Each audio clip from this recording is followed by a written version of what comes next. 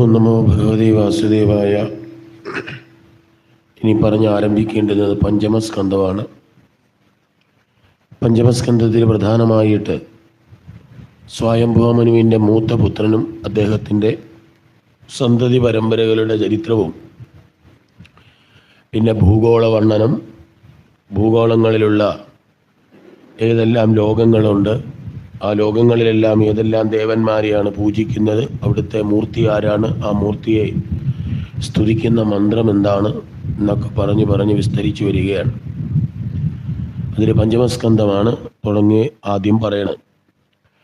പഞ്ചമസ്കന്ധം പുസ്തകം വെച്ച് നോക്കിയവർക്കറിയാം, മറ്റ് സ്കന്ധങ്ങളെക്കാൾ ഒരു പ്രത്യേകതയുള്ളത് പഞ്ചമസ്കന്ധത്തിലെ ഏതാണ്ട് 90% ഭാഗവും ഗദ്യഭാഗത്തിലാണ് എഴുതിയിരിക്കുന്നത്.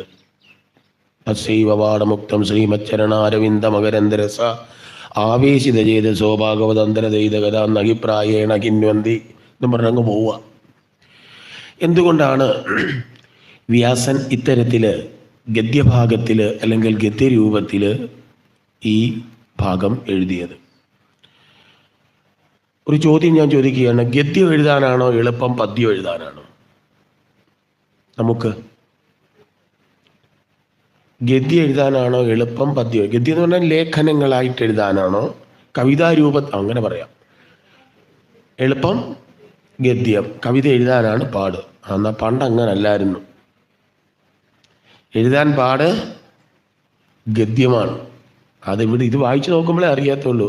അതുപോലെ തന്നെ ബാണഭട്ടൻ്റെ ശുഗനാസോപദേശം എന്നൊക്കെ പറയുന്ന പുസ്തകമൊക്കെ ഒന്ന്, അല്ലെങ്കിൽ ദശകുമാര ചരിതം, ഇതൊക്കെ ഒന്ന് വായിച്ചു നോക്കണം. അതിനകത്ത് ഒരിടത്ത് തുടങ്ങിയാൽ 1 മണിക്കൂർ കഴിഞ്ഞിട്ടായിരിക്കും ഫുൾ സ്റ്റോപ്പ് വരുന്നത്. അതുപോലെയാണ് പോകുന്നത് പദങ്ങൾ. അപ്പോൾ ഗദ്യം എഴുതാനാണ് ഏറ്റവും വിഷമം. അതിവിടെ വായിച്ചു നോക്കുമ്പോൾ അറിയാം നമുക്ക്. അതുകൊണ്ടാണ് പണ്ട് ഒരു ചൊല്ല് തന്നെ ഉണ്ടായിരുന്നു, ഗദ്യം കവീനാം നികഷം വദന്തി എന്നൊരു സാഹിത്യത്തിൽ ഒരു ചൊല്ലുണ്ട്. ഗദ്യമാണ് ഒരു കവിയുടെ മാറ്റുരച്ച് നോക്കാനുള്ള ഉരകല്ല്. സ്വർണം നല്ലതാണോ പത്തരമാറ്റുള്ളതാണോ എന്നറിയുന്നത് എന്തുകൊണ്ടാണ്?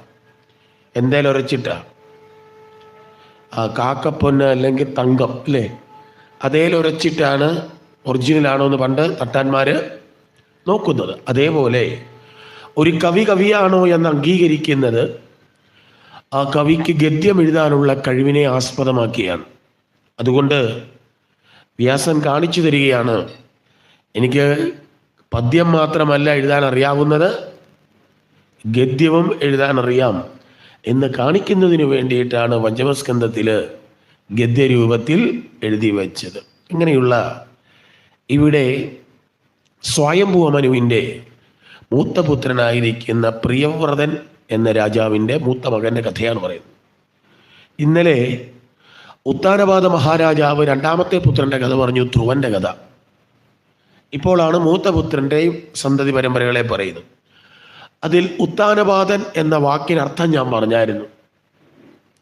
ഉത്താനത്തിൽ പാദം കയറ്റി വച്ചിരിക്കുന്നവൻ്റെ പേരാണ്, എന്ന് പറഞ്ഞാൽ കസേരയിൽ ഇരുന്നു കൊണ്ട് കാല് പൊക്കി മറ്റേ കസേരയിൽ കാലും പൊക്കിയിരിക്കുന്നവരുടെ പേരാണ്. അങ്ങനെ ഇരിക്കുമ്പോൾ അപ്പോൾ ഓർത്തോണം, അവൻ ആരാ? ഉത്താനപാദൻ എന്ന് പറഞ്ഞാൽ ആലസ്യമാണെന്ന് ഞാൻ പറഞ്ഞു. ഇനി മൂത്ത മകൻ്റെ പേര് പറയുകയാണ് പ്രിയവ്രതൻ. പണ്ടൊക്കെ പേരെഴുതുമ്പോൾ അതിന് യോജിച്ചതായ അർത്ഥം ഉണ്ടാവും. ഇപ്പം പേരും ആളും തമ്മിൽ യാതൊരു എന്താ, സദാനന്ദൻ എന്നാ പേര്, എപ്പോഴും ദുഃഖമാണ്. എല്ലാ പേരും ഉണ്ടോ? പേര് കേട്ടാൽ കുബേരൻ അല്ലെങ്കിൽ വൈശ്രവണൻ, പിച്ചതണ്ടല്ല പരിപാടി എന്ന് പറഞ്ഞാൽ. കുബേരൻ എന്ന് പറഞ്ഞാൽ ധനിയൻ എന്ന അർത്ഥം. പേരും പത്മാക്ഷി, പേരെന്തുവാ? അല്ലെങ്കിൽ കമലാക്ഷി, ഇങ്ങനെ പേരുണ്ടല്ലോ. അല്ലെങ്കിൽ എന്താ പറയുക, കമലാക്ഷി എന്ന് പറഞ്ഞാൽ എന്താ അർത്ഥം? താമരയുടെ ഇതളുകൾ പോലെ നീണ്ട കണ്ണോട് കൂടിയവൾ. പത്മപത്രായ ദാക്ഷീം ഹേമാഭാം ഇല്ലേ, സിന്ധൂരാരണ വിഗ്രഹം. കണ്ണ് നീണ്ടിട്ടുള്ള അതിസുന്ദരമായ കണ്ണോട് കൂടിയവൾ എന്നാ പേര്. പക്ഷെ പേരിട്ടിരിക്കുന്ന ആൾക്ക് ഓങ്കണ്ണാണല്ലോ. അത് പേരും ഇതും കൂടെ ഒരു ബന്ധവും ഇല്ല എന്ന് പറഞ്ഞതുപോലെ ഇവിടെ പ്രിയവ്രതൻ എന്ന വാക്കിനർത്ഥം പ്രിയത്തിൽ വ്രതനിഷ്ഠയോടുകൂടി ജീവിക്കുന്നവൻ എന്നാണ്. എന്തിലാണ്? പ്രിയത്തിൽ വ്രതനിഷ്ഠയുള്ളവനാണ് പ്രിയവ്രതൻ. അക്കൂട്ടത്തിൽ അപ്പോൾ പ്രിയത്തിൽ വ്രതനിഷ്ഠയുണ്ടാകണമെങ്കിൽ പ്രിയം എന്താണെന്ന് അറിയണം. ഈശ്വര അന്വേഷണത്തിൽ നമ്മുടെ ശാസ്ത്രഗ്രന്ഥങ്ങളിൽ ഈശ്വരൻ്റെ 3 ഭാവങ്ങളാണ് പറയുക: സത്ത്, ചിത്ത്, ആനന്ദം. അതുകൊണ്ട് ചേർത്തിട്ടാണ് സച്ചിദാനന്ദ സ്വരൂപം എന്ന് പറയുന്നത്. ഈ 3ആയി കാണുന്നതും ആര് തന്നെയാണ്? ഒന്നാണ്. സത്ത് എന്ന് പറഞ്ഞാൽ ഇന്ദ്രിയ ഗോചരമാകുന്നതിനാണ് സത്തെന്ന് പറയുക. ഇപ്പം അതാ ഇവിടെ കൃഷ്ണന്റെ വിഗ്രഹമുണ്ട്. അതാണ് കൃഷ്ണൻ എന്നുള്ള രൂപത്തിലാണ് നമ്മൾ കാണുന്നത്. ഈ രൂപത്തിന് പറയുന്ന പേരാണ് സത്ത്. ഈ ഈശ്വരൻ തന്നെയാണ് നമ്മുടെ ഉള്ളിൽ ചൈതന്യമായി വർത്തിക്കുന്നതെന്ന് ഇത്രയും ദിവസം പറഞ്ഞുകൊണ്ട് വന്നു. ആ ചൈതന്യമാണ് സ്വപ്നം കാണുമ്പോൾ സാക്ഷിയായി നമ്മളിൽ നിൽക്കുന്നതെന്നും പറയും. ഈ സാക്ഷിയായി നിൽക്കുന്ന സ്വരൂപത്തിന് പറയുന്ന പേരാണ് ചിത്ത്. അത് തന്നെയാണ് ഇത്. അപ്പൊ സത്ത് ജാഗ്രത്തിൽ 3 അവസ്ഥകളാണ്: ജാഗ്രത്, സ്വപ്നം, സുഷുപ്തി. ഈ അവസ്ഥ അറിയാമല്ലോ. ജാഗ്രത എന്ന് പറഞ്ഞാൽ ഇപ്പൊ ഈ ഇരിക്കുന്ന അവസ്ഥ, ഉണർന്നിരിക്കുന്ന അവസ്ഥ. ഇത് കഴിഞ്ഞിട്ട് മറ്റൊരവസ്ഥയിലേക്ക് നമ്മൾ പോകും. ഉറങ്ങുമ്പോൾ ഏതവസ്ഥ? സ്വപ്നം. ആ സ്വപ്നത്തിൽ ചില കാഴ്ചകളൊക്കെ നമ്മൾ കാണുന്നുണ്ട്. പക്ഷേ അന്നേരം അത് കാണും. ജാഗ്രതയിലേക്ക് വന്നു കഴിഞ്ഞാൽ പിന്നെ അതില്ല. ഇനി 3-മതൊരവസ്ഥയുണ്ട്. അതിന് പറയുന്ന പേരാണ് എന്താ? അങ്ങനെ അവസ്ഥ വല്ലതും ഉടനെ ഇങ്ങനെ പറയാറുണ്ടോ? ഇന്നലെ ഞാൻ പോത്തുപോലെ കിടന്നുറങ്ങിയെന്ന്. ശരിയാ, ആരാ കിടന്നുറങ്ങിയത്? പോത്ത പോലെ. അന്നേരം അറിയുന്നില്ല. ജാഗ്രതയിലേക്ക് വന്നപ്പോൾ എങ്ങനെ ഉറങ്ങി? സുഖമായിട്ട് ഉറങ്ങി. ആട്ടെ, അനുഭവിച്ച സുഖം എന്താന്ന് പറയാൻ പറ്റുമോ? സുഖമായിട്ട് ഉറങ്ങി എന്ന് പറഞ്ഞു. എന്നാ ശരി, നിങ്ങൾ അനുഭവിച്ച ആ സുഖം എന്താ? ഒരു കാര്യം അറിയാം, ഞാൻ ഉറങ്ങി സുഖമായിട്ട്. അതിന് പറയുന്ന പേരാണ് ആനന്ദം. വിശ്വരൂപ, ഇങ്ങനെ പരികേട്ടിട്ടുണ്ടോ? വിശ്വരൂപാജാഗരിണി. എവിടാ? ഹരിനാമകീർത്തനം അല്ലേ? ലളിതാ സഹസ്രം. എനിക്ക് ഓർമ്മക്കുറവുണ്ട് നന്നായിട്ട്. വിശ്വരൂപാജാഗരിണി സ്വപന്തി തൈജസാത്മിക സുപ്ത പ്രാജ്ഞാത്മിക തുര്യ സർവാവസ്ഥ വിവർജിത. ഇങ്ങനെ വരില്ലേ? വിശ്വരൂപാജാഗരിണി. ഈ അമ്മയെ ജാഗ്രത്തിൽ അറിയുമ്പോൾ, അല്ലെങ്കിൽ ആ ശ്രീകോവിലിൽ ആ രൂപമായിട്ട് കാണുമ്പോൾ, ആ ദേവിയുടെ പേര് വിശ്വ എന്നാണ്. അത് പുല്ലിംഗത്തിലാവുമ്പോൾ വിശ്വൻ. അത്രേ ഉള്ളൂ. ജാഗ്രത്തിൽ വിശ്വ. ഈ കാണുന്നത് വിശ്വ അല്ലെങ്കിൽ വിശ്വൻ. സ്വപന്തി തൈജസാത്മിക. സ്വപ്നാവസ്ഥയിൽ അതേ ഭഗവാനെ ഉള്ളിൽ കാണുന്നുണ്ട് സാക്ഷിയായിട്ട്, എൻ്റെ സ്വരൂപത്തെ. അതിന് പറയുന്ന പേരാണ് തൈജസൻ. പുല്ലിംഗത്തിൽ പറയുമ്പോൾ തൈജസൻ, സ്ത്രീലിംഗത്തിൽ പറയുമ്പോൾ തൈജസ. സുപ്ത, സുഷുപ്തിയിൽ ആ ദേവിക്ക് പറയുന്ന പേര് പ്രാജ്ഞ. പുല്ലിംഗത്തിൽ വരുമ്പോൾ പ്രാജ്ഞൻ. ഇതാണ് 3 അവസ്ഥകൾ. 4-മത്തെ ഇവിടെ കിടക്കട്ടായില്ലല്ലോ. 3 കഴിഞ്ഞിട്ട് 4 പോയാൽ മതി. അപ്പോൾ 3 അവസ്ഥകളിൽ ഇരിക്കുന്ന ഈ അവസ്ഥകൾ, ജാഗ്രത, സ്വപ്നം, സുഷുപ്തി. ആ അവസ്ഥയിൽ നാം കാണുന്ന ഈ ഈശ്വരന്റെ 3 പേരുകളാണ് സത്ത്, ചിത്ത്, ആനന്ദം. ആളാര് തന്നെയാ? മനസ്സിലായില്ല?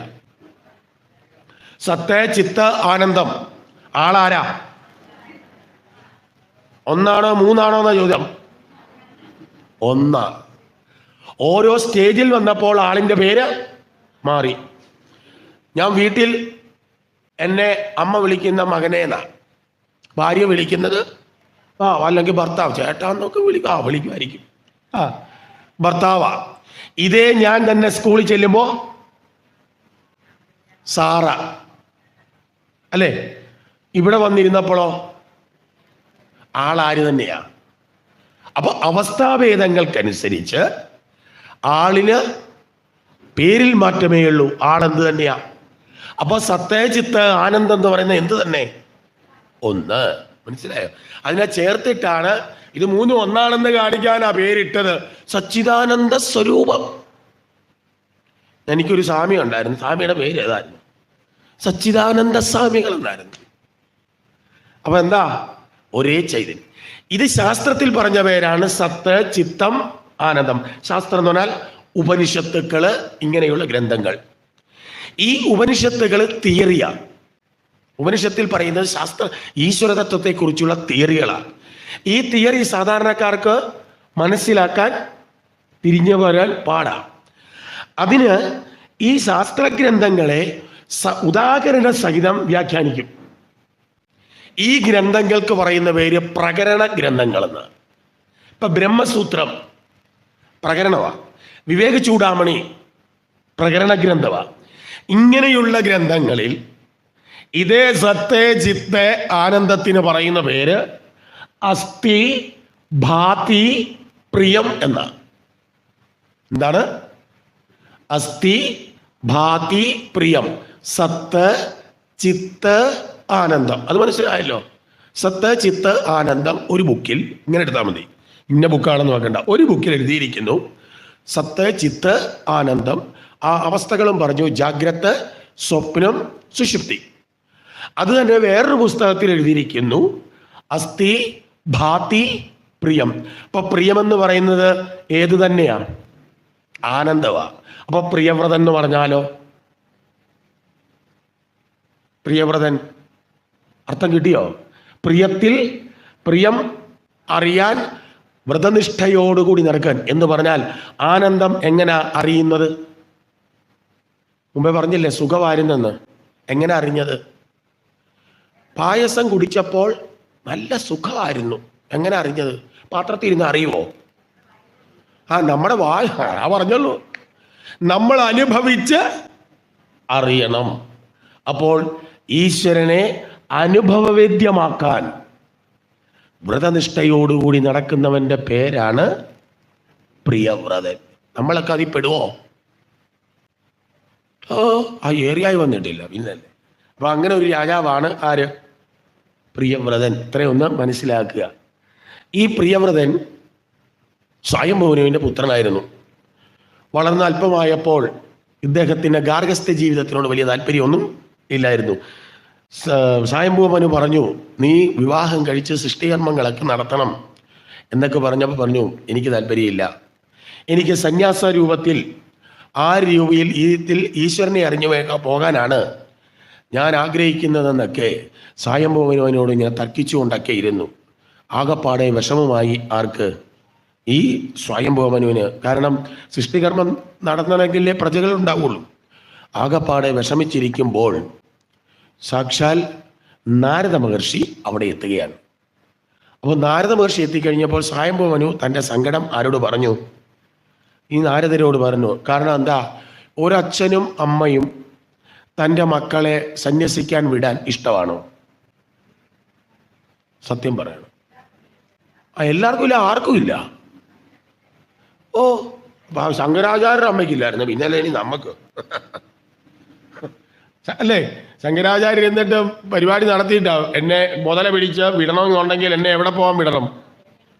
ശങ്കരാചാര്യരുടെ അമ്മമാരൊന്നും ഇപ്പൊ ഏതായാലും നമ്മുടെ ആർക്കും ഇഷ്ടമല്ല എൻ്റെ മക്കൾ. കാരണം എന്താണെന്നറിയാമോ?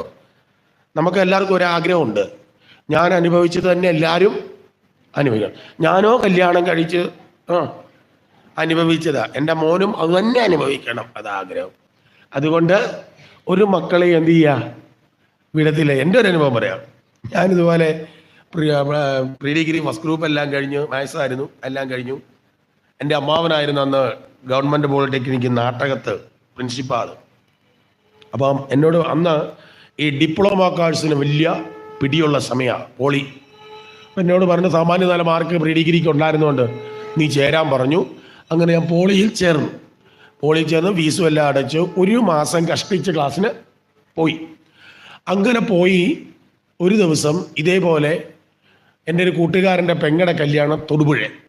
ഇവിടെ പോകാനായിട്ട് ഞാൻ KSRTC ബസ് സ്റ്റാൻഡിൽ വന്നു. കോട്ടയം ഒരു തൊടുപുഴ, അന്ന് ചെയിൻ സർവീസ് മാണി തുടങ്ങിയ സമയമാണ്.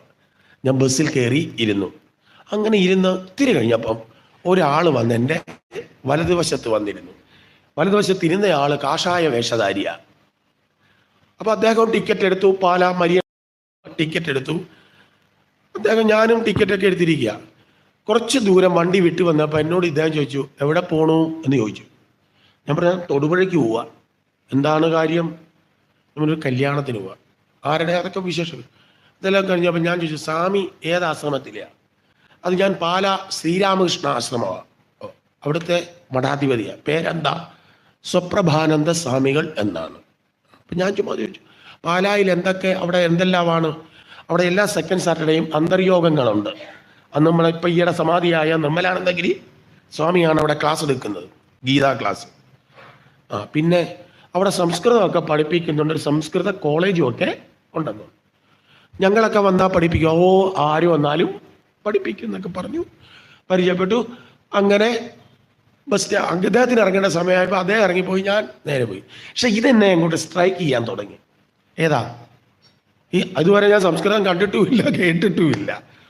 അങ്ങനെ ഇരുന്നപ്പോൾ ആരും അറിയാതെ ഒരു സെക്കൻഡ് സാറ്റർഡേ നേരെ പാലായ്ക്ക് വെച്ച് പിടിച്ചു. ഈ ആശ്രമത്തിൽ ചെന്നു. നിർമ്മലാനന്ദഗിരി സ്വാമിയുടെ ഗീതാപ്രവം ഞാൻ ഇന്നും മറക്കുമല്ല. അന്ന് എടുത്ത ശ്ലോകം യാമിമാം പുഷ്പിതാം വാചം, അത് സ്വാമിയുടെ ഒരു ഘനഗംഭീരമായ ഒരു ശബ്ദത്തിൽ അദ്ദേഹം പറയണേ. ഇന്നും ഞാൻ മറന്നിട്ടില്ല അദ്ദേഹം ആ വാക്യാഖ്യാനം ചെയ്ത്. ഇതെനിക്ക് കൂടുതൽ അങ്ങോട്ട് ഇൻട്രസ്റ്റ് കയറി. ഒന്നും മിണ്ടിയില്ല. ഞാൻ സ്വാമിയെ കയറി കണ്ടു. ഞാൻ ചോദിച്ചു, ഇപ്പം വന്നാൽ പഠിക്കാൻ പറ്റുമോ സംസ്കൃതം? തനിക്ക് ഇവിടുത്തെ പ്രാക്ശാസ്ത്രി കോഴ്സിൽ കയറി പഠിക്കാം എന്ന് പറഞ്ഞാൽ പ്രീ ഡിഗ്രി ആദ്യം കോഴ്സ്. അപ്പം ഞാൻ പറഞ്ഞു, ഞാൻ സംസ്കൃതം സാരമില്ല, ഇവിടെ ഒരു കോഴ്സ് ഉണ്ട്, അത് അറ്റൻഡ് ചെയ്ത് അതിന് മാർക്ക് കിട്ടിയാൽ ഇതിനകത്ത് വിടാമെന്ന് പറഞ്ഞു. ശരി. അവസാനം ഞാൻ വീട്ടിൽ ചെന്നു.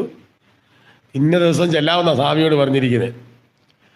അച്ഛൻ രാവിലെ ആലപ്പുഴയാണ്, സ്കൂളിലേക്ക് പോയി. കോളേജിൽ പോകേണ്ട സമയമായിട്ട് ഞാൻ മാറ്റമൊന്നും ഇല്ലായിരിക്കുന്നതാണ്. അപ്പം അമ്മ ചോദിച്ചു, കോളേജിൽ പോകുന്നില്ലേടാ? പോകണം. ഞാൻ പതുക്കെ ഒരു ബാഗൊക്കെ എടുത്തു, ഒരു 2-3 മുണ്ടും ഷർട്ടും ഒക്കെ. അപ്പം എന്നോട് ചോദിച്ചു, അമ്മ എന്നെ ചോദിച്ചു, നീ എവിടെ പോവാ? ആദ്യമൊന്നും വേണ്ടിയില്ല, ഞാൻ ഉടനെ വരെ പോകാമെന്ന് മാത്രമേ ഉള്ളൂ. ഇറങ്ങാൻ നേരത്ത് പറഞ്ഞു, ഞാൻ ബാലാശ്രമത്തിൽ പോകാമെന്ന് പറഞ്ഞു.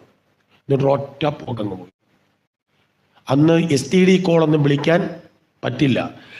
ഇവിടുന്ന് വിളിക്കണമെങ്കിൽ ട്രങ്ക് ബുക്ക് ചെയ്ത് വേണം വിളിക്കാൻ. അമ്മ ഇവിടുന്ന് ട്രങ്ക് ബുക്ക് ചെയ്ത് ആലപ്പുഴ സ്കൂളിലേക്ക് വിളിക്കുക അച്ഛനെ. അവൻ വീട്ടിൽ നിന്ന് ഇറങ്ങിപ്പോയി ബാഗ് എടുത്തുകൊണ്ടാ ആശ്രമത്തിൽ ചേരാനാ പോയെന്ന്. അവിടുന്ന് കാറ് പിടിച്ചാര്? അച്ഛൻ ബാലാശ്രമത്തിൽ. അപ്പോൾ വന്നു കണ്ടു. ഞാൻ പറഞ്ഞു, അപ്പോൾ സ്വാമി പറഞ്ഞ അയാള് എന്താ സ്വാമിയാകാനൊന്നും വന്നതല്ല, അയാൾക്ക് സംസ്കൃതം. അപ്പം ഞാൻ സ്വാമിയുടെ വിവരം പറഞ്ഞിരുന്നു. അയാൾക്ക് സംസ്കൃതം പഠിക്കണമെന്നുണ്ട്, അയാൾ ഇവിടെ നിന്ന് പഠിച്ചോട്ടെ. അച്ഛൻ പറഞ്ഞു, നിനക്കതാ ഇഷ്ടമെങ്കിൽ നീ എങ്ങനെ നിന്നോ എന്ന് പറഞ്ഞിട്ട് അച്ഛൻ പോന്നു. ചുരുക്കം പറഞ്ഞാൽ ആശ്രമത്തിലേക്ക് പോവാന്ന് പറഞ്ഞപ്പോൾ തന്നെ ആളുകൾ പാഞ്ഞു വരിക. ഇപ്പം പിന്നെ സന്യാസിയാകാൻ പോയാലത്തെ അവസ്ഥ. പിന്നെ അവിടെ നിന്നാണ് ഞാൻ പഠിച്ച് പിന്നെ വേറെ പോയി. ഇന്ന് ആ സംസ്കൃതം കൊണ്ടാണ് ഞാൻ പേരെടുത്തതും. അത് വേറെ കാര്യം. എൻ്റെ കൂട്ടത്തിൽ പഠിച്ചവർക്ക് ആർക്കും എനിക്ക് തോന്നില്ല ഗവൺമെൻറ് ജോലി പോലും ഉണ്ടെന്ന്. അപ്പോൾ ഏതിനോണ്ടാ ഗുണം ഉണ്ടായത് എനിക്ക്? ഇന്ന് ഞാൻ എന്തെങ്കിലും പറഞ്ഞതിൻ്റെ ഗുണമാണ്. അതോ ഓരാ പറഞ്ഞ ഓരോ പോയിന്റാണ്. ഏതായാലും ഇത് ആർക്കും തൻ്റെ മക്കളെ സന്യാസത്തിലേക്ക് വിടാൻ താല്പര്യമില്ല എന്നാണ് പറഞ്ഞത്. ഏതായാലും ഇങ്ങനെ പ്രിയവ്രതൻ പോകണമെന്ന് പറഞ്ഞിട്ട് സമ്മതിക്കുന്നില്ല. ഈ സങ്കടം തന്നെയാണ് നാരദരോട് ആര് പറഞ്ഞത്? ഈ അച്ഛനായ സ്വയംഭവ മുനിവൻ. അത് കഴിഞ്ഞ് അദ്ദേഹത്തോട് സംസാരിച്ച് കഴിഞ്ഞാൽ പ്രിയവ്രതൻ ആരുടെ അടുക്ക വന്നു? നാരദരുടെ അടുക്ക പറഞ്ഞു. അപ്പം നാരദർ ചോദിച്ചടാ, സന്യാസത്തിന് പോകണമെന്ന് ആരേലും അച്ഛനമ്മമാരോട് പെർമിഷൻ ചോദിച്ചാൽ കിട്ടുവോടാ എന്ന് പറഞ്ഞാൽ എൻ്റെ അർത്ഥം എന്താ? നിനക്ക് എപ്പോൾ തോന്നി അപ്പോൾ ഇറങ്ങി പൊക്കോണമെന്നാ പറഞ്ഞതിൻ്റെ അർത്ഥം. ഒട്ടും മടിച്ചില്ല. പിന്നെ ആരുടെ പുറകെ അങ്ങ് ഇറങ്ങിപ്പോയി? നാരദ മഹർഷിയുടെ പിന്നാലെ ആര് പോയി? ഈ പ്രിയവ്രതൻ. തിരി കഴിഞ്ഞപ്പോൾ ആ രാജാവ് അറിഞ്ഞത് സ്വയംഭവനു തൻ്റെ മകൻ കടന്നിരിക്കുന്നു. പലയിടത്തും അന്വേഷിച്ചിട്ട് അറിയുന്നില്ല. അവസാനം അറിഞ്ഞു ആരുടെ കൂടെ ഉണ്ട് ഇയാള്? നാരദരുടെ കൂടെ ഉണ്ടെന്നറിഞ്ഞു. അങ്ങനെ ഇദ്ദേഹത്തിനെ തപ്പിപ്പോവാണ്. അങ്ങനെ ഗന്ധമാദന പർവ്വതത്തിൻ്റെ സമീപത്തുള്ള ഒരു എവിടെ ആശ്രമത്തിൽ നാരദരോടൊപ്പം കഴിയുന്നു. അപ്പോഴത്തേക്ക് സ്വയംഭൂവനും ബ്രഹ്മദേവനും ഒക്കെ വന്നു. പറഞ്ഞു, അങ്ങനല്ല, നീ ഇപ്പോൾ എന്ത് ചെയ്യുക, ഗൃഹസ്ഥാശ്രമം സ്വീകരിച്ച് അതിനുശേഷം ആശ്രമം ഗച്ഛ. അതാണ് ശരിയായ രീതി. ആദ്യം ബ്രഹ്മചര്യം, ഗാർഹസ്ഥ്യം, വാനപ്രസ്ഥം, സന്യാസം.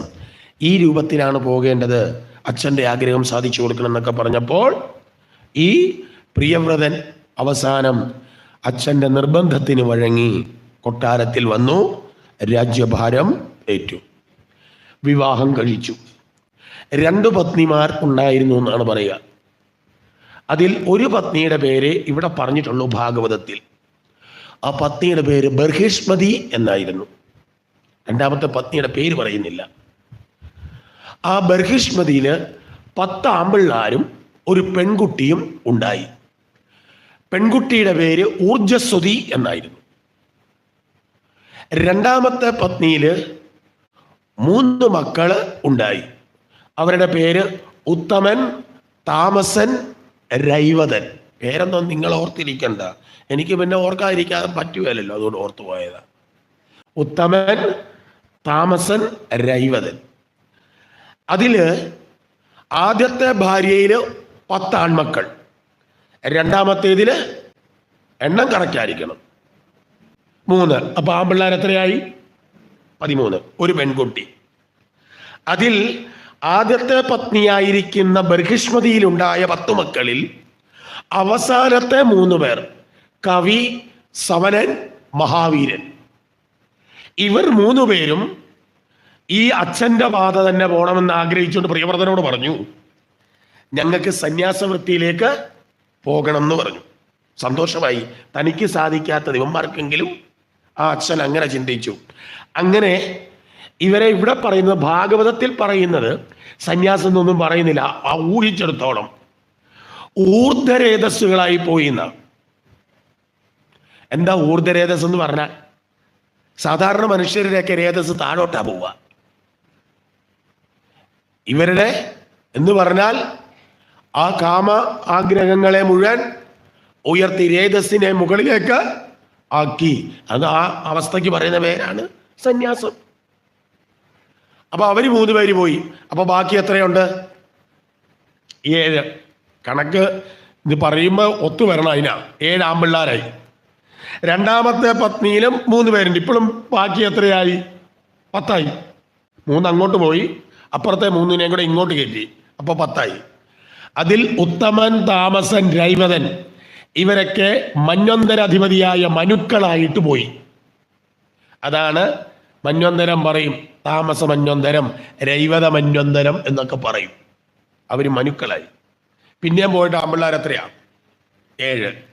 ഒരു പെൺകുട്ടി. ഊർജസ്വതിയെ സാക്ഷാൽ ശുക്രാചാര്യർക്ക് വിവാഹം ചെയ്തു. ആ ശുക്രാചാര്യർക്ക് ഊർജസ്വതിയിലുണ്ടായ പെൺകുട്ടിയാണ് ദേവയാനി. കച്ചദേവയാനി കഥ 1-ാം സ്കന്ധത്തിൽ വരും. ഇങ്ങനെ പറഞ്ഞു. ഇനിയും പോയിട്ട് എത്ര ആമ്പിള്ളാരായി? 7. രാജ്യം എന്ത് ചെയ്യണം? 7 പേർക്കും കൊടുക്കണം. അതിന് ഇദ്ദേഹം ഒരു ദിവസം രാജ്യം ഭരിക്കുമ്പോൾ, അദ്ദേഹം ഇങ്ങനെ സഞ്ചരിക്കുമ്പോൾ ഒരു ഭാഗത്ത് മാത്രം സൂര്യൻ ഉദിച്ചിട്ട് പ്രകാശം. അങ്ങനല്ലേ? നമുക്കിവിടെ പകലാവുമ്പം അമേരിക്കയിൽ എന്തോന്നാ ഇരുട്ടാ ആണോ? ഇതന്നെയാ കണ്ടത്. അപ്പോൾ അദ്ദേഹം തീരുമാനിച്ചു, അത് പോരാ, ഞാൻ ഭരിക്കുമ്പോൾ ഭൂമിയിൽ എല്ലായിടത്തും ഒരുപോലെ എന്തു വേണം? പ്രകാശം വേണം. അതിന് ഇദ്ദേഹം എന്ത് ചെയ്തു? തൻ്റെ ദിവ്യമായ രഥത്തിലേറിക്കൊണ്ടിട്ട് ഭൂമിക്കു ചുറ്റും ഇങ്ങനെ ദിവസവും വലം വയ്ക്കും. അപ്പൊ സൂര്യൻ എപ്പുറത്താണോ നിൽക്കുന്നത് അതിൻ്റെ ഓപ്പോസിറ്റായിട്ട് ഇദ്ദേഹം കറങ്ങും. അപ്പോൾ അവിടെ വെളിച്ചം വന്നു, ആ രഥത്തിൻ്റെ വെളിച്ചം കൊണ്ട്. അപ്പൊ ചുരുക്കം പറഞ്ഞാൽ അവിടെ എന്തില്ല? രാത്രി എന്ന് പറയുന്നതില്ല. എപ്പോഴും കർമ്മകാണ്ഡത്തിൽ വ്യാപൃതരാകുന്ന ആളുകളായി ആ ഭൂമിയിൽ. അങ്ങനെ സ്ഥിരമായിട്ട് ഇങ്ങനെ രഥം പോയത്, രഥത്തിൻ്റെ ചക്രങ്ങൾ പതിഞ്ഞത് ഒരേ വഴിയായതുകൊണ്ട് രഥവീലികൾ വീണണമെല്ലാം സമുദ്രങ്ങളായി മാറി. 7 പ്രാവശ്യം വലത്തു വെച്ചു ആ ഭൂമിക്ക്. രഥചക്രങ്ങൾ പതിഞ്ഞടം സമുദ്രവും അതിൻ്റെ ഇടയ്ക്കുള്ള ഭൂവിഭാഗങ്ങളെല്ലാം ഖണ്ഡങ്ങളായിരുന്നു, ഭൂഖണ്ഡങ്ങൾ. അപ്പൊ എത്ര സമുദ്രം, എത്ര ഭൂഖണ്ഡം? 7 സമുദ്രം, 7 ഭൂഖണ്ഡം. സംശയമില്ലല്ലോ. എത്ര വൻകരകളാ ഉള്ളത് ഇപ്പൊ ജോഗ്രഫി അനുസരിച്ച്? അതും അറിയില്ലല്ലേ. ജോഗ്രഫി അനുസരിച്ച് എത്ര വൻകരകളാ, എത്ര കടലാ ഉള്ളത്? 7. ശരിയല്ലേ? അപ്പോ 7 കരകളും 7 സമുദ്രങ്ങളും. ഈ സമുദ്രങ്ങളെയും കരകളെയും തമ്മിൽ തിരിക്കാൻ ഇടയ്ക്കിടയ്ക്ക് പർവ്വതങ്ങളും. അപ്പോൾ ഈ 7 ഖണ്ഡങ്ങളെയും പിന്നീട് അവശേഷിച്ച 7 മക്കൾക്കായിട്ട് 7 ഖണ്ഡങ്ങളും കൊടുത്തു. അതിൽ ഒന്നാമത്തെ ഖണ്ഡമായിരുന്നു ഏറ്റവും വലുത്. ആ ഖണ്ഡത്തിന്റെ പേരായിരുന്നു ജംബൂദ്വീപം. ജംബു, പ്ലക്ഷ്മം, ശാൽമലി, കുശം, ക്രൗഞ്ചം, ശാകം, പുഷ്കരം. ഇങ്ങനെയായിരുന്നു 7 വൻകരകൾ. ഇപ്പോഴത്തെ അമേരിക്ക, ആഫ്രിക്ക. അതിൽ ഏറ്റവും വലിയ, ഈ വൻകരകളിൽ ഏറ്റവും വലിയ വൻകര ഏതാ? ഏഷ്യ. അപ്പൊ ജംബുദ്വീപ് ഏതായിരുന്നു? ഏഷ്യ. അങ്ങനെ ഈ 7 വൻകരകൾ, ഈ 7 വൻകരകളെയും തൻ്റെ 7 മക്കൾക്കായിട്ട് കൊടുത്തു. അപ്പൊ 7 മക്കളെ പറയണം. ആഗ്നീദ്രൻ, ഇത്മജിഹ്വൻ, യജ്ഞബാഹു, ഹിരണ്യരേതൻ, ഘൃതപൃഷ്ടൻ, മേധാതിഥി, വിധിഹോത്രൻ.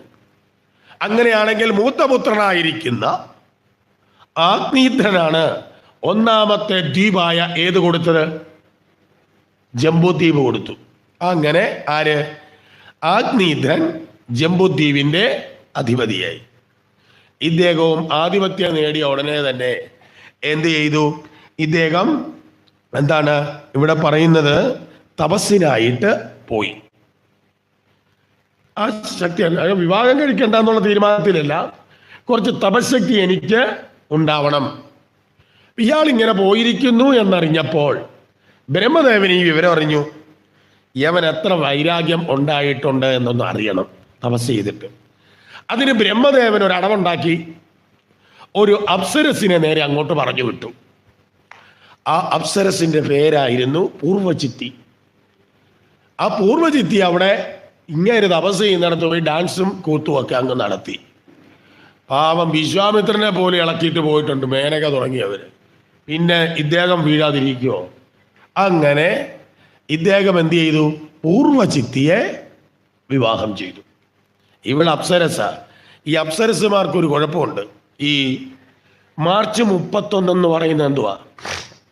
ബാങ്ക് അവധി. എന്താ കാര്യം? കണക്കെടുപ്പ് ദിവസം. ഇതേപോലെ അവിടെയും ദേവലോകത്തും 31-ാം തീയതി എന്താ? കണക്കെടുപ്പുണ്ടാവും. അതായത് ഒരു അപ്സരസ് പോയാൽ ഇത്രയും കാലമേ ഭൂമിയിൽ കഴിയാവൂ എന്നാണ്. ആ ഇയർ നോക്കിയിട്ട് അവരുടെ കണക്കെടുപ്പ് നടക്കുമ്പോൾ ആ സമയത്ത് ഇവർ എവിടെ ഉണ്ടാവണം? ദേവലോകത്ത് കാണണം. അപ്പോൾ സ്വാഭാവികമായിട്ട് ഇവരെന്ത് ചെയ്യും? ഭൂമിയിൽ നിന്നും ഗന്ധർവന്മാരും ഒക്കെ അങ്ങനെ അങ്ങ് തിരികെ പോകണം. ഇതേപോലെ പൂർവചിത്തി ഈ രാജാവുമായിട്ട് കഴിഞ്ഞ് അദ്ദേഹത്തിന് 9 മക്കളുണ്ടായി അതിൽ, പൂർവചിത്തിയിൽ. ഈ 9 മക്കളുമായി കഴിഞ്ഞപ്പോൾ പൂർവചിത്തി എന്നു പേരുള്ള ഈ അപ്സരസ് ആരെ? ഈ ആഗ്നീദ്രനെ വിട്ട് ദേവലോകത്തേക്ക് പോയി. പിന്നെ ഈ 9 മക്കളുമായിട്ട് ആര്? അദ്ദേഹം കഴിയുക. അന്നേരം അദ്ദേഹം എന്ത് ചെയ്തു? ഈ 9 മക്കൾക്കും എന്ത് കൊടുക്കണം? രാജ്യം കൊടുക്കണം. അതിന് ഈ തനിക്ക് കിട്ടിയ ജംബുദ്വീപിനെ 9 ഭാഗിച്ചു. അതില് എന്താണ് പേര് പറയും? നാഭി, കിംപുരുഷം, അരിവർഷം, ഇളാവൃതം, രമ്യകം, ഹിരൺമയം, കുരു, ഭദ്രാശ്വം, കേതുമാനം. ഇതൊക്കെ തന്നെ ആയിരുന്നു ഇദ്ദേഹത്തിൻ്റെ ഏത് മക്കളുടെയും പേര്. മൂത്തപുത്രന്റെ പേര് നാഭി, രണ്ടാമൻ കിംപുരുഷൻ, മൂന്നാമൻ ഹരിവർഷൻ, ഇളാവൃതൻ, രമ്യകൻ, ഹിരൺമയൻ, കുരു, ഭദ്രാശ്വൻ, കേതുമാലൻ. ഇങ്ങനെയായിരുന്നു 9 പേരുടെയും പേര്. ഈ 9 മക്കളുടെയും പേരിനനുസരിച്ചായിരുന്നു താൻ ഖണ്ഡിച്ച ഖണ്ഡങ്ങളുടെ എല്ലാം പേര് കൊടുത്ത്. ഏഷ്യ ഭൂഖണ്ഡത്തിൽ ഇന്നത്തെ ജോഗ്രഫി അനുസരിച്ച് എത്ര ഉപഭൂഖണ്ഡങ്ങളുണ്ട്? 10ാം ക്ലാസ്സിലെ ജോഗ്രഫി ഒന്ന് വായിച്ചു നോക്കിയാൽ മതി. ഏതായാലും 5000 വർഷം മുമ്പ് ഇത് എഴുതിയിട്ടുണ്ട് 9. അത് തന്നെയാണോ എന്നൊന്ന് പോയി നോക്ക്. ഏതായാലും ഇങ്ങനെ അതെടുത്തു. അതില് കിഴക്കും പടിഞ്ഞാറും ഓരോ ഖണ്ഡങ്ങൾ. ഇവിടെ ഉദാഹരിക്കുന്നത് ഈ ഭൂമിയെ മുഴുവൻ ഒരു താമരയായിട്ട് കണ്ടാൽ, താമരയുടെ അകത്തുള്ള ഒരു വെള്ള കായില്ലേ, അതേപോലെ കണ്ടാൽ അതിൻ്റെ കിഴക്ക് വശത്തും പടിഞ്ഞാറ് വശത്തും ഏതാണ് 2 ഓരോന്ന് വീതം എന്താ ഭൂഖണ്ഡങ്ങൾ. അതിനിവിടെ പറയും കിഴക്ക് ഭാഗത്ത് ഭദ്രാശ്വം, പടിഞ്ഞാറ് വശത്ത് ഏത് കേതുമാലം, തെക്കുവശത്ത് ഹരിവർഷം, കിംപുരുഷം, നാഭി. അതേപോലെ തന്നെ അപ്പുറത്ത് രമ്യ. അവസാനത്തെ മക്കളിൽ 9 പേർ മുമ്പ് പറഞ്ഞതുപോലെ ഊർധ്വരേതസ്സുകളായി പോയി. അവരുടെ പേര് ഇവിടെ പറയും: കവി, ഹരി, അന്തരീക്ഷൻ, പ്രബുദ്ധൻ, പിപ്പലായനൻ, ആവിർഹോത്രൻ, ദ്രുമിളൻ, ചമസൻ, കരഭാജനൻ. ഇങ്ങനെ 9 പേര്.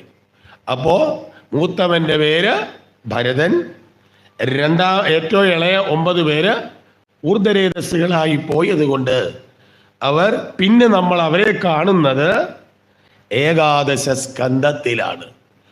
നിമി നവയോഗി സംവാദം എന്ന് പറയുന്ന ഭാഗത്ത് നവയോഗികളായി വരുന്നത് ഈ 9 പിള്ളാരാ. ആരാ? കവി, ഹരി. അവിടെ വായിക്കുമ്പോൾ ശ്രദ്ധിച്ചാൽ മതി. ആ കൂട്ടത്തിൽ ഋഷഭൻ മൂത്തപുത്രനായിരിക്കുന്ന ഭരതന് പിന്നീട് രാജ്യം കൊടുത്തു. പിന്നീട് ഭരതൻ ഈ രാജ്യം ഭരിച്ചത് കൊണ്ട് ഈ രാജ്യത്തിന് എന്തു പേര് വന്നു? ഭാരതം. അല്ലാണ്ട് സ്കൂളിലെ സാറന്മാര് പഠിപ്പിച്ചതുപോലെ ദുഷ്യന്തന്റെയും ശകുന്തലയുടെയും പുത്രനായ ഭരതൻ ഭജിച്ചത് കൊണ്ടല്ല ഇതാരായത്. സ്കൂളിൽ പഠിപ്പിച്ചു വിടുന്ന ഭരതൻ എവിടെന്നും പറഞ്ഞിട്ടില്ല. അജനാഭമെന്നായിരുന്നു ഭാരതത്തിന്റെ പൂർവ്വ പേര്. അതിനുശേഷം പിന്നെ ഇവിടെ പറയുന്നത് വളരെ പ്രസിദ്ധമായിട്ട് ഋഷഭന്റെ കാര്യമാണ്. അത് മാത്രം ഒന്ന് പറയുന്നുണ്ട്. ഈ ഋഷഭൻ രാജ്യം ഭരിക്കുമ്പോഴും കർമ്മകാണ്ഡത്തിൽ നിന്നുകൊണ്ട് തന്നെ ഈശ്വരപരമായിരിക്കുന്ന നേട്ടങ്ങൾ നേടാൻ ഏറ്റവും നല്ലത് എന്ന് തൻ്റെ ആളുകളെ എപ്പോഴും ഉപദേശിക്കുമായിരുന്നു. ഈ ശരീരബോധം നിങ്ങൾ കളയണം എന്നൊക്കെ പറഞ്ഞിട്ട് ഏറ്റവും കൂടുതൽ കർമ്മത്തെ അദ്ദേഹം എടുത്തൊന്ന് വ്യാഖ്യാനിക്കുന്നുണ്ട്. യഥാർത്ഥത്തിൽ കർമ്മം പ്രധാനമായിട്ട് 3. അതിൽ പിന്നീടൊരു വേർഷനൂടെ വരുന്നുണ്ട്, നിഷ്കാമ കർമ്മം. പ്രധാനമായിട്ട് 3 ഏതാ കർമ്മം? കർമ്മമുണ്ട്, രണ്ടാമത്തേത് അകർമ്മം, മൂന്നാമത്തേത് വികർമ്മം, നാലാമത്തേത് ഇപ്പൊ നമുക്ക് തൽക്കാലം എടുക്കാം. അതല്ല, അങ്ങനെ പറയരുത്, എങ്കിൽ പോലും മനസ്സിലാക്കാൻ പറയുകയാണ് നിഷ്കാമ കർമ്മം. ആട്ടെ, ആദ്യം നമുക്ക് കൂടുതൽ അറിയാവുന്നത് നിഷ്കാമ കർമ്മമല്ലേ. എന്താണ് നിഷ്കാമ കർമ്മം? ഫലം ആഗ്രഹിക്കാതെ ചെയ്യുന്ന കർമ്മങ്ങൾ. സമ്മതിച്ചു. എത്ര പേര് കർമ്മം ചെയ്യും? എത്ര പേര് കർമ്മം ചെയ്യും? ഫലം ആഗ്രഹിക്കരുതെന്നല്ലേ. സ്വാമി നിന്ന് അങ്ങോട്ട് കത്തിച്ച് കയറി നിങ്ങളെല്ലാവരും നിഷ്കാമ കർമ്മമാണ് ചെയ്യേണ്ടത്. നിഷ്കാമ കർമ്മം എന്ന് പറഞ്ഞാൽ ഫലം ആഗ്രഹിക്കാതെ ചെയ്യുന്ന ഏത് കർമ്മവും ഏതിൽപ്പെടും? നിഷ്കാമ കർമ്മം. സ്വാമിയുടെ പ്രഭാഷണം എല്ലാം കഴിഞ്ഞിട്ട് കമ്മിറ്റിക്കാരങ്ങ് പോയി, സ്വാമി പോകുന്നില്ല. എന്താ കാര്യം? ആ കവർ കിട്ടിയിട്ടില്ല. അപ്പൊ സെക്രട്ടറിയോട് ചോദിച്ചാ അതെങ്ങനെ ഞാൻ പോകണ്ട? അപ്പൊ സ്വാമി വെക്കോ. അല്ല അല്ല അത് സ്വാമിയല്ലേ ഇപ്പൊ പറഞ്ഞത് എന്താ ആഗ്രഹിക്കരുതെന്ന്? സ്വാമി അടുത്ത വർഷം അവിടെ പ്രഭാഷണത്തിന് ചെല്ലുവോ? ചുമ്മാ വാചകം അടിക്കാം. ഏതാ? ഫലം ആഗ്രഹിക്കാതെ ഫലം വിനാ നമന്തോ വിപ്രവർത്തതേ. മാഹാത്മ്യത്തിനെന്ന് ഞാൻ പറഞ്ഞു, ഒരു ഫലവും ആഗ്രഹിക്കാതെ ഒരു വിഡ്ഢിയും ഒരു കർമ്മവും ചെയ്യത്തില്ല. പ്രത്യേകിച്ച് ഞാൻ പറഞ്ഞു തരത്തുമില്ല. എന്താ? ഫലം ആഗ്രഹിക്കാതെ ചെയ്യുന്ന കർമ്മമാണെന്ന് എങ്ങാനും മേൽശാന്തിയോ കമ്മിറ്റിക്കാരോ കേട്ടാ എന്റെ കാര്യം കട്ടപ്പുകയാണ് അല്ലേ? പിന്നെ എന്താണ് അതിന്റെ വസ്തുത? ഏത് കർമ്മം ചെയ്താലും ഓർത്തിരിക്കുക, ഏത് കർമ്മം ചെയ്താലും കർമ്മത്തിന്റെ കൂടെ തന്നെ അതിന്റെ ഫലമുണ്ട്. കർമ്മവും ഇത് ശാസ്ത്രം പഠിക്കാതെ ചുമ്മാ പുസ്തകം വായിച്ചിട്ട് വ്യാഖ്യാനിക്കുമ്പോഴായി കുഴപ്പം വരുന്നത്. കർമ്മത്തിന്റെ കൂടെ തന്നെ അതിന്റെ ഫലവും ഉണ്ടാവും. ഒരു നാണയത്തിന്റെ രണ്ട് വശങ്ങളാ കർമ്മവും അതറിയാതെ ചെയ്താലും അറിഞ്ഞുകൊണ്ട് ചെയ്താലും ഏത് കർമ്മത്തിനും അതിന്റെ ഫലം ഉണ്ട്. അല്ലാതെ ഓ ഞാൻ അറിയാതെ ചെയ്തത് കൊണ്ട് ദേവി അങ്ങ് ക്ഷമിക്കും, നടക്കത്തില്ല. ഫലമുണ്ട്. എന്താ പറഞ്ഞത്? എന്താണ് ലളിതാ സഹസ്രനാമം തെറ്റുകൂടാതെ ചൊല്ലിയാലേ ശരിയായ ഫലം കിട്ടും. തെറ്റിയാൽ ഫലമില്ല, അല്ലെങ്കിൽ വേറെ ഫലമാണ്. എന്നിട്ട് ഇത് അറിഞ്ഞിട്ടാണ് ലളിതാ സഹസ്രനാമം രാവിലെ ഇരുന്ന് ചൊല്ലി മൊട്ടത്തെറ്റങ്ങ് ചൊല്ലി. അപ്പൊ ഇത് പറഞ്ഞു ഇത് അങ്ങനല്ലേ കേട്ടത്. ഓ ദേവിക്കറിയാം എനിക്ക് സംസ്കൃതം ഒന്നും അറിയത്തില്ല, അതങ്ങ് ക്ഷമിക്കും, നടക്കത്തില്ല. സംസ്കൃതം അറിയത്തില്ലെങ്കിൽ പിന്നെ അതിന് പോകാമോ? അപ്പൊ അറിയില്ല, തെറ്റ് എൻ്റെ കയ്യില്ല. അപ്പൊ അതുകൊണ്ട് എന്ത് ചൊല്ലിയാ മതിയായിരുന്നു? അമ്മേ നാരായണ ദേവി നാരായണ ചൊല്ലിയാ പോരായിരുന്നോ? പോരാ, മറ്റേത് തന്നെ ചൊല്ലി ഫലം കിട്ടുവരെ. അങ്ങനെ ഒരു ഓപ്ഷൻ ഇല്ല. ഇവിടെ ഒരു പാത്രത്തിൽ വെള്ളം വെച്ചിരിക്കുകയാണ്, ചെമ്പില്. ഒരു കൊച്ചുകുട്ടി ഇതിലെ ഓടി വന്നു. അവൻ അറിയത്തില്ല ചെമ്പിനകത്ത് എന്തുണ്ടെന്ന്, വെള്ളമുണ്ടെന്ന്. അവൻ കൊണ്ടുവന്ന് കാലങ്ങോട്ടിട്ടു. എന്തു പറ്റും? കാലിൽ വെള്ളം പറ്റും, സംശയമൊന്നുമില്ല. അവൻ ഇറങ്ങി പിന്നെയും പോയി അവിടെ എല്ലാം പോയി കളിച്ചു. കളിയെല്ലാം കഴിഞ്ഞ് വീണ്ടും ഓടി വന്നു.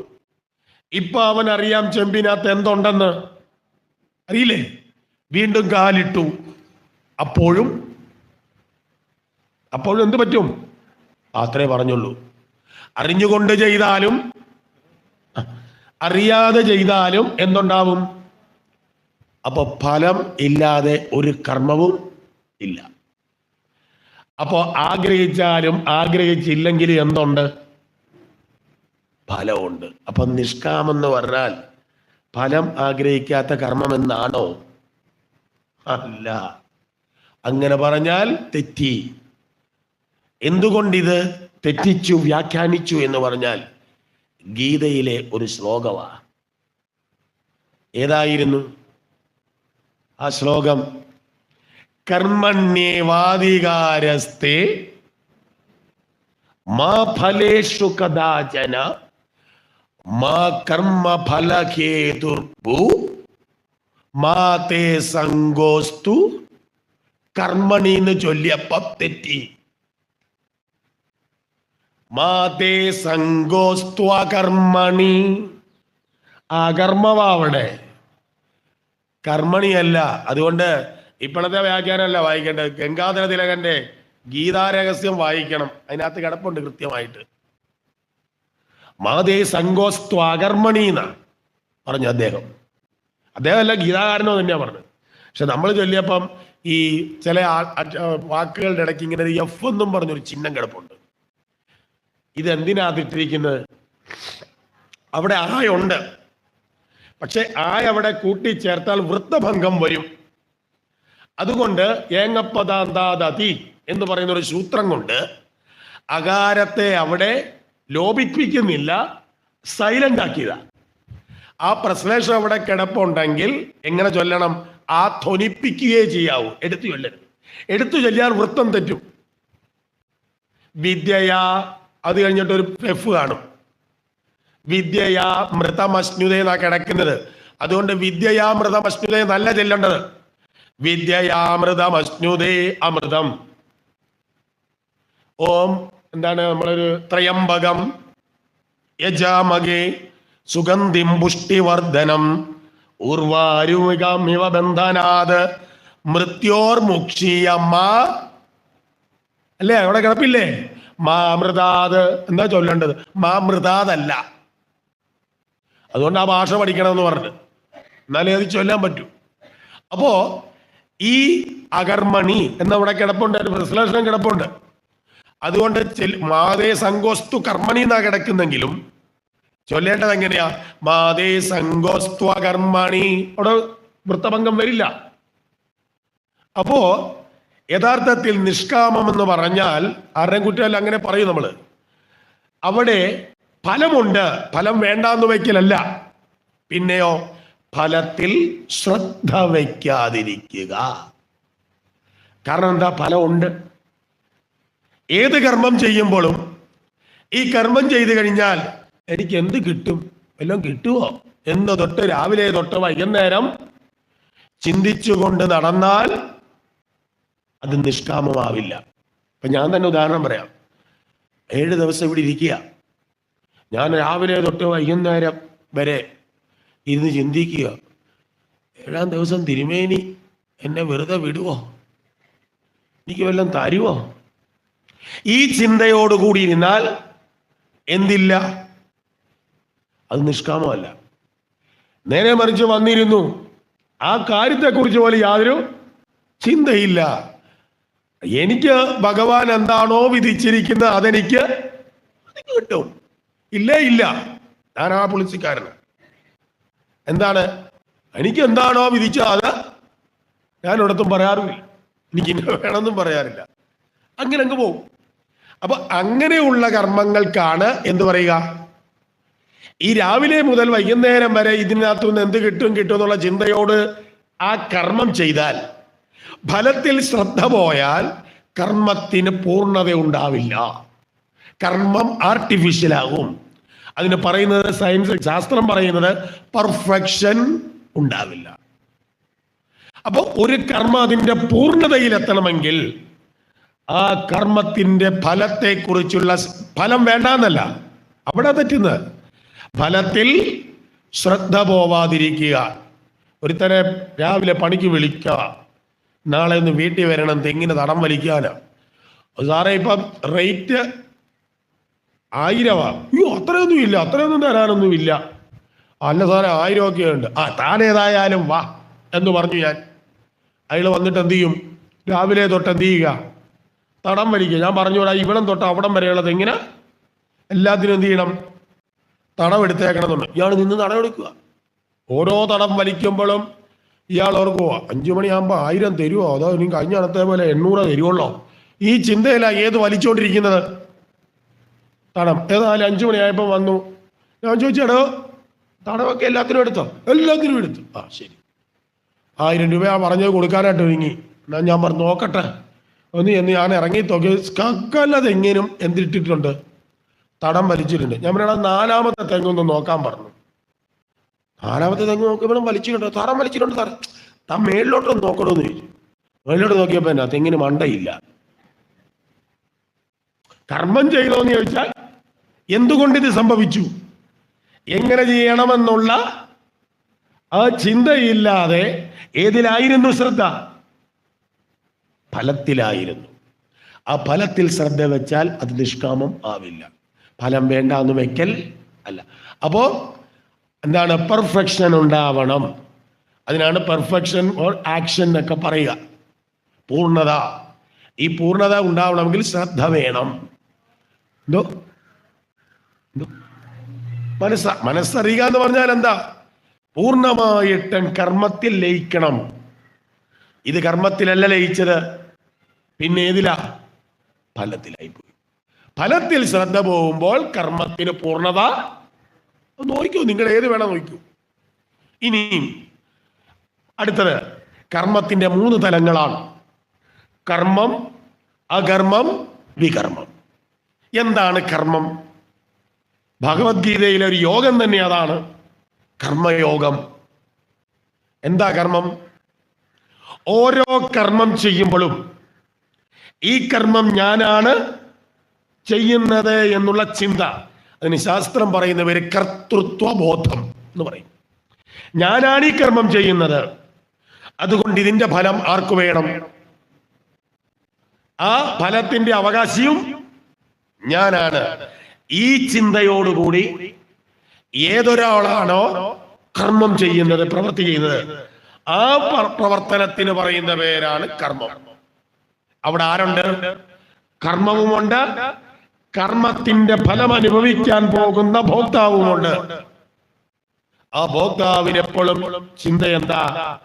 ഇത് ഞാൻ ചെയ്യുന്ന കർമ്മമാണ്, ഞാനാണ് ഇത് ചെയ്യുന്നത് എന്നുള്ള അഹം ചിന്ത. അതുകൊണ്ട് ഇതിന്റെ ഫലം ആർക്ക് വേണം? എനിക്ക് വേണം. ഈ ബോധത്തോടുകൂടി ചെയ്യുന്ന ഏത് പ്രവൃത്തിയും ഏത് ഘട്ടത്തിൽ പെടും? കർമ്മം. ഇപ്പൊ ഞാൻ തന്നെയാണെങ്കിൽ ഇത് കർമ്മമാകും. ഞാനാണ് പറഞ്ഞുകൊണ്ടിരിക്കുന്നത്, ആരാണെന്ന് അറിയാമോ? എന്റെ ചിന്ത ഈ ബോധത്തോടു കൂടി ചെയ്താൽ അതിന് പറയുന്ന പേര് കർമ്മം. അങ്ങനെയല്ലേ നമ്മൾ ചെയ്യുന്നത്? ഓരോരുത്തരും നമ്മൾ ചെയ്തിട്ട് തന്നെ പറയുന്നത് ഞാനില്ലാതെ കാണാറില്ല എന്ന് പറയാറില്ല. ഇനി രണ്ടാമത്തേതാണ് എന്താണ്? ആ കർമ്മം. കർമ്മമുണ്ട്. കർമ്മം ചെയ്യുമ്പോൾ ശ്രദ്ധിച്ചിരിക്കുക, കർമ്മം ചെയ്യുമ്പോൾ പൂർണ്ണമായിട്ടും കർമ്മത്തിലായിരിക്കും ശ്രദ്ധ. അപ്പോൾ ഫലത്തെക്കുറിച്ചോ താൻ ഇന്നയാളാണ് ഈ കർമ്മം ചെയ്യുന്നതെന്നുള്ള ചിന്തയോ ഒന്നുമില്ല. എവിടെ മാത്രം ശ്രദ്ധ? കർമ്മത്തിൽ മാത്രം ശ്രദ്ധ. ഈ കർമ്മമെല്ലാം കഴിഞ്ഞ് ഒരിടത്തേക്ക് മാറി സ്വസ്ഥമായിരിക്കുമ്പോൾ താൻ ചെയ്ത കർമ്മത്തെക്കുറിച്ച് ചിന്ത വരും. അപ്പോൾ ഇത് താനാണ് ചെയ്തതെന്നുള്ള തോന്നലുണ്ടാവും. അപ്പോൾ അതിന്റെ ഫലം ആഗ്രഹിക്കും. എങ്ങനെയാണ്? കർമ്മം ചെയ്യുമ്പോൾ കർമ്മത്തിൽ പൂർണ്ണമായിട്ട് വ്യാപരിക്കുന്നു. ആ സമയത്ത് കർമ്മം ചെയ്യുന്ന ഞാനില്ല, അവിടെ ഫലത്തെക്കുറിച്ചുള്ള ചിന്തകളുമില്ല. കർമ്മം പൂർണ്ണമായി തീർക്കുന്നു. അതെല്ലാം കഴിഞ്ഞ് മാറി നിൽക്കുമ്പോൾ ഈ കർമ്മം ചെയ്തത് ആരാണ്? താനാണെന്നും താൻ ഇന്നയാളാണെന്നും ഇതിന്റെ ഫലം ആരെ ബാധിക്കും? തന്നെ ബാധിക്കുമെന്ന ചിന്ത വന്നു കഴിയുമ്പോൾ അത്തരം കർമ്മങ്ങൾക്ക് പറയുന്ന പേരാണ് അകർമ്മം. അതെങ്ങനെയാ? ഇങ്ങനെ സംഭവിച്ചിട്ടുണ്ടോ നമുക്ക്? ഞാൻ ഒരു ദിവസം വീട്ടിൽ ഇങ്ങനെ അന്ന് പോകണ്ടേ, ഞായറാഴ്ച ദിവസമാണ്.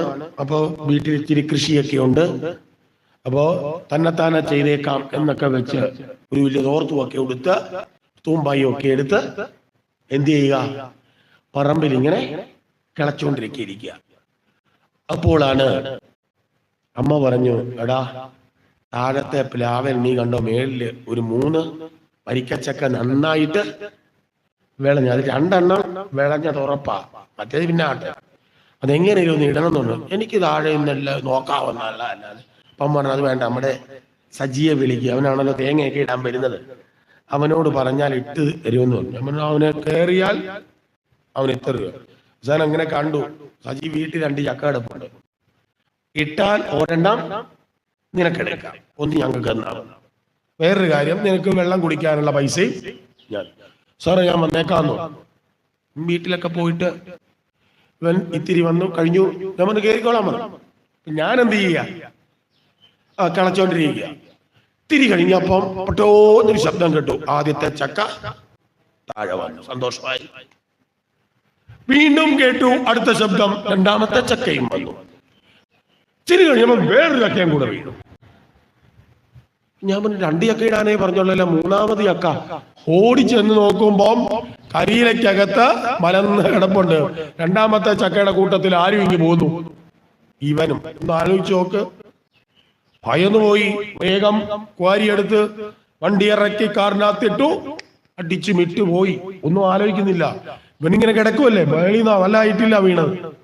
അവിടെ ചെന്നു, ചിങ്ങവനത്തൊരു SN ഹോസ്പിറ്റലുണ്ട്, അവിടെ ചെന്നു. അവരാണിങ്ങനെ കാത്തിരിക്കുക, ഒരാളെയും കിട്ടാതെ. സകല ടെസ്റ്റും അങ്ങോട്ട് എഴുതുക. ഞാൻ പറഞ്ഞായിക്കോ, എല്ലാം ചെയ്തു. അപ്പോ അവന് പണ്ടങ്ങാനും ഉണ്ടായിരുന്ന വേദന വരെ ഇപ്പൊ ഉണ്ടായതാ. ചുരുക്കം പറഞ്ഞാൽ മുഴുവനും നോക്കി, എല്ലാം നോക്കി. ഞാനിങ്ങനെ അങ്ങോട്ടും ഇങ്ങോട്ടും ടെൻഷൻ അടിച്ചിരിക്കും. അതെല്ലാം കഴിഞ്ഞപ്പോൾ ഞാൻ ഡോക്ടർ ഇറങ്ങി വന്നപ്പോൾ ചോദിച്ചു, ഡോക്ടറെ എന്തേലും? എല്ലാം ഓക്കെ, ഒരു കുഴപ്പവും ഇല്ല. കരിയിലയുടെ പുറത്ത് വീണത് കൊണ്ട് രക്ഷപ്പെട്ട്. എക്സ്റേ എടുത്തു, ഒന്നും പൊട്ടലുമില്ല. അപ്പൊ കൊണ്ടുപോകാം. ട്രിപ്പ് ഇട്ടിട്ടുണ്ട്, അത് തീർന്നു കഴിയുമ്പോൾ കൊണ്ടുപോകും. ഓ, ഇനി സമാധാനമായി. ഞാൻ നേരെ വന്ന കാഷ്വാലിറ്റിയിലെ ആ കസേരയിലോട്ട് അങ്ങ് ഇരുന്ന് കഴിഞ്ഞപ്പോഴാണ് ഞാൻ എന്നെ തന്നെ നോക്കിയത്. എന്താ കാര്യം? ആ തോർത്ത് കൊടുത്തോണ്ടാ ഞാൻ വന്നിരിക്കുന്നത്. ആ തോളേൽ ഒരു വീട്ടിലിടുന്ന പഴയ ഷർട്ടും. ഞെട്ടിപ്പോയി ഞാൻ. ദൈവമേ, എന്റെ സ്കൂളിലെ സകല പിള്ളേർ ഈ ചിങ്ങവനത്തുള്ളവന്മാരാ.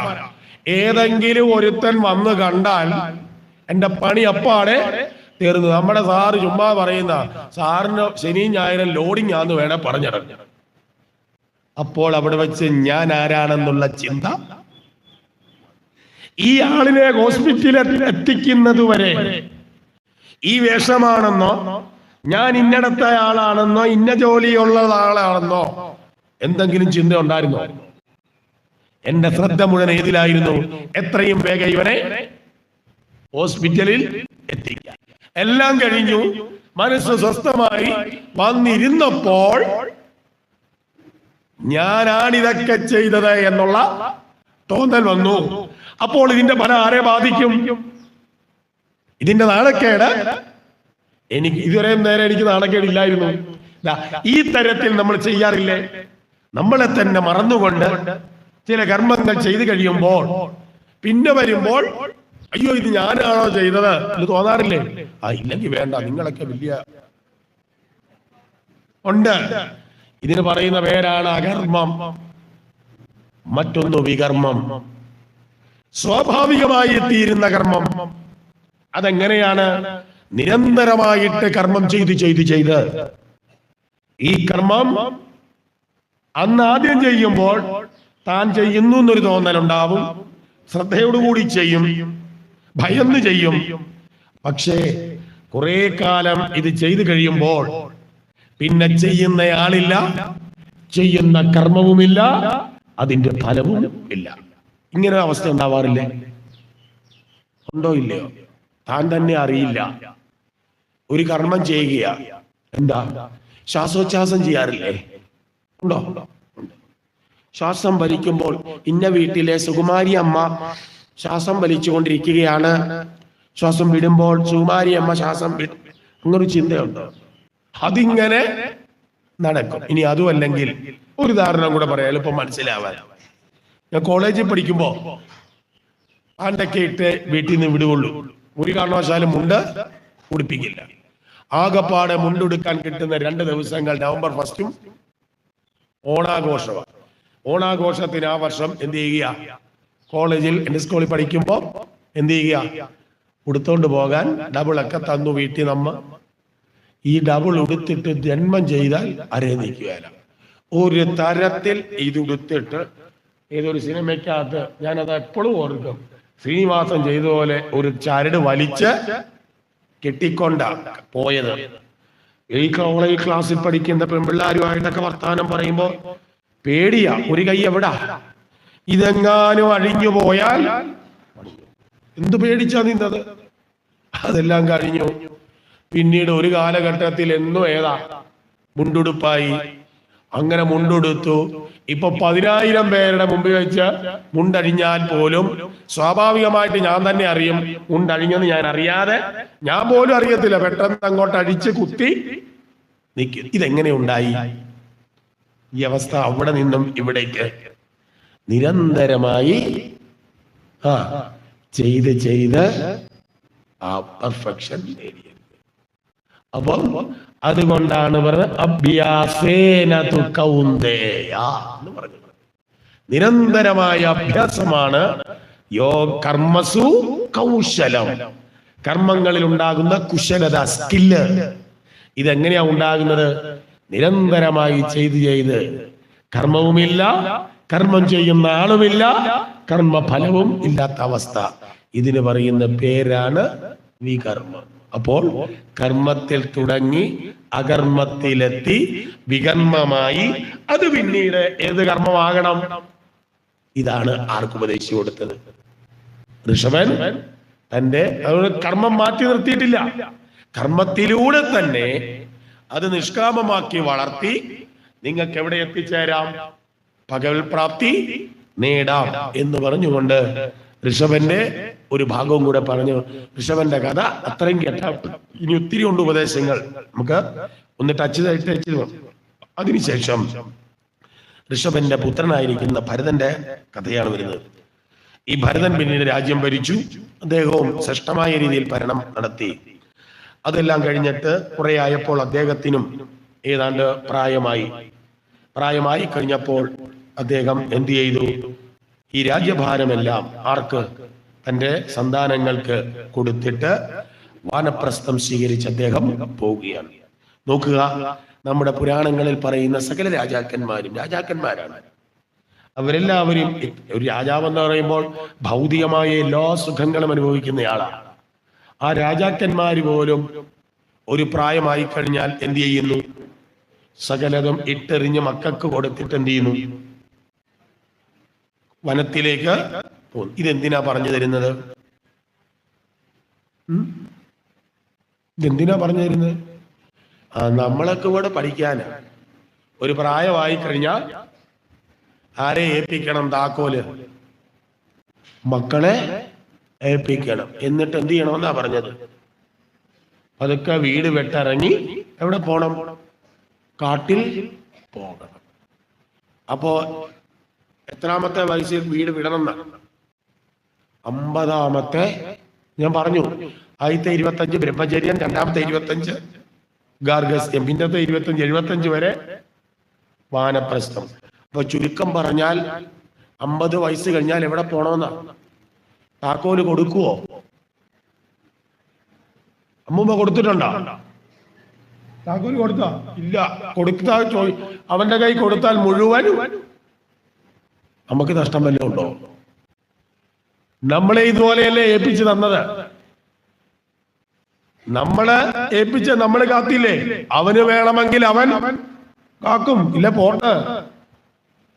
എന്തിനാ നമ്മൾ അതിനെ കിടന്ന് തൂങ്ങുന്ന? ഇത് കൊടുക്കത്തില്ല, എന്നിട്ട് എന്നും വഴക്കാം. ഇതിന്റെ വല്ല ആവശ്യമുണ്ടോ? ഉള്ള കൊടുത്തേക്കുക, നമുക്കും സ്വസ്ഥം. നശിപ്പിക്കുക, എന്തു വേണേ ചെയ്യട്ടെ. ഞാനിങ്ങനെ ഒരിടത്ത് പറഞ്ഞു, അങ്ങനെ 50 വയസ്സ് കഴിഞ്ഞാൽ എന്തിനു പോണം? അപ്പൊ ഒരു ടീച്ചർ അവിടെ എഴുന്നേറ്റിട്ട് പറഞ്ഞു, സാറെ പോണമെന്നൊക്കെ ആഗ്രഹമുണ്ട്, പെൻഷൻ 56 ഉണ്ടാവുള്ളൂ. ഞാൻ പറഞ്ഞു മതി, 56 കഴിഞ്ഞിട്ട് പോയാ മതി. അപ്പൊ വേറൊരാൾ എഴുന്നേറ്റിട്ട് പറയാ, എനിക്കതും പറ്റത്തില്ല, 60 പറ്റൂ, സെൻട്രൽ ഗവൺമെന്റാ. അതുകൊണ്ടാണ്, ഇതറിയാം ഇങ്ങനെ ഓപ്ഷൻ വരുമെന്ന്. അതുകൊണ്ടാണ് നമ്മുടെ നാട്ടില് ഒരു പരിപാടി നടത്തും 60-ാമത്തെ വയസ്സിൽ. എന്തിനാ ഈ നടത്തുന്നേ? നടത്തിയവരൊക്കെ ഇല്ലേ ഇവിടെ? ആരുമില്ല. ഇല്ല.